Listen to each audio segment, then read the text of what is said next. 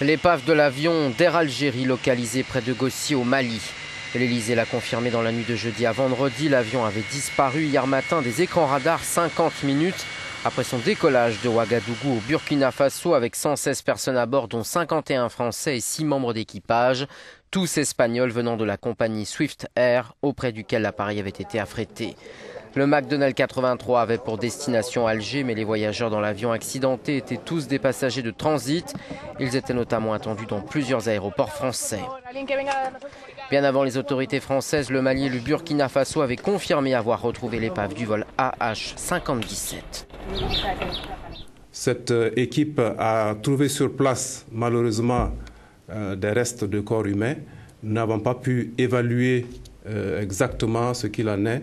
Cette équipe, en tout cas, nous a confirmé qu'elle a vu l'avion, elle a vu l'épave de l'avion complètement calcinée et complètement éparpillée sur le terrain.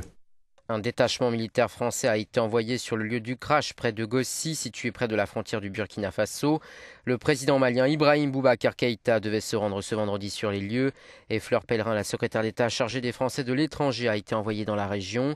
Aucune hypothèse n'est exclue quant aux causes du crash selon le Quai d'Orsay. Une enquête a été ouverte et l'avion avait été déclaré en bon état lors de son récent contrôle en France. Plusieurs sources évoquent une mauvaise visibilité due à une tempête de sable ou à de forts orages. Mais l'hypothèse d'un avion dérouté pour éviter un risque de collision avec un autre avion est également avancée. François Hollande préside ce vendredi matin une nouvelle réunion de crise sur la catastrophe.